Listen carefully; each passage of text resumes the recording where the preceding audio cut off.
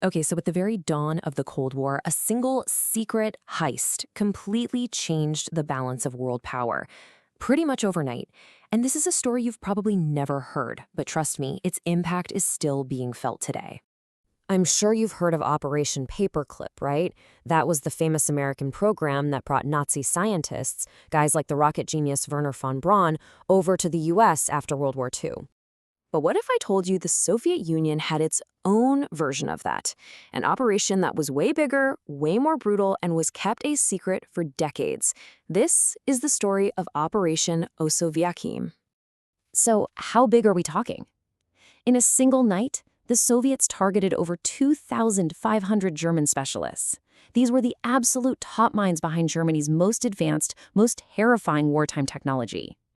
But it wasn't just the scientists and engineers. No, they took their families too. All in all, we're talking about up to 7,000 men, women, and children who were just rounded up. And here's the really mind-blowing part. This huge, complex, life-shattering relocation of thousands of people, it all happened in just one single night. So how in the world did the Soviets pull this off? What exactly did they get out of it? And what was life like for these captive Germans? And maybe the biggest question of all, how did a story this huge stay buried for so long? All right, let's dive in. Okay, I want you to picture the scene. We're in the ruins of post-war Germany, specifically the Soviet-occupied zone. The date is October 22nd, 1946. The war's only been over for about a year. In the dead of night, before the sun even comes up, Soviet soldiers and agents from the secret police, the NKVD, swarm the homes of Germany's best and brightest technical experts. This was no job fair. This was a full-blown military operation.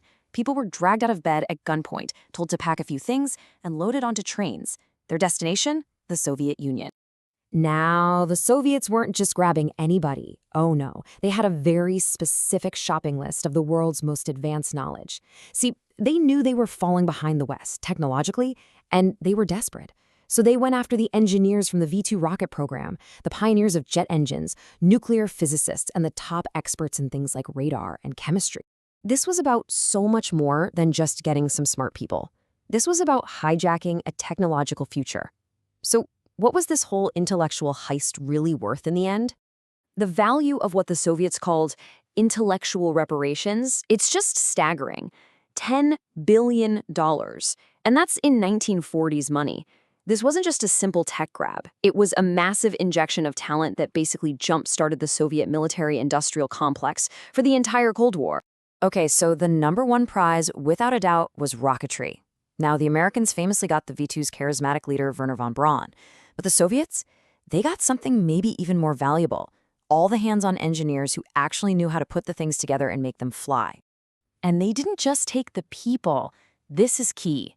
Under the leadership of Helmut Grittrip, a top V2 deputy, the German team was forced to rebuild the V2 rocket from scratch as the Soviet R-1. But the Soviets also literally dismantled entire factories, like the infamous Mittelwerk V2 plant, and shipped the whole thing, piece by piece, back to Russia. The impact on their aviation program was just as huge. All these brilliant German aeronautical engineers were immediately put to work designing the next generation of Soviet planes and engines. And the legacy of this is incredible. Their expertise was crucial in developing the Kuznetsov NK-12 engine. Now get this, to this day, it is still the most powerful turboprop engine ever built. It's the same engine that powers the iconic Tu-95 Bear bomber, a legacy that has stretched for almost 70 years. Just wild. So we know what the Soviets got out of the deal, but what about the actual people at the center of this story? What was life really like for these thousands of Germans now living deep inside the Soviet Union? Well, the official Soviet story was one thing, but the reality was something else entirely. They called it legal war reparations and claimed the Germans signed voluntary contracts. The truth? This was a forced abduction, plain and simple.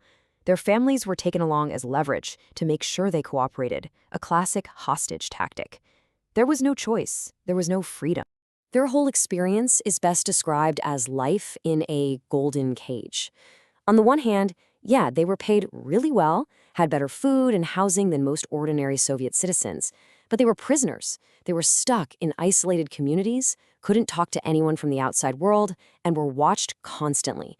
And once the Soviets felt they had squeezed every last drop of knowledge out of them, most were just sent back to East Germany in the early 1950s.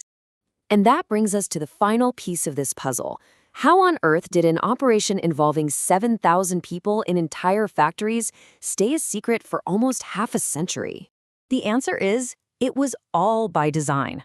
Back in the 40s and 50s, the whole thing was a top state secret, and the Germans were completely cut off from the world.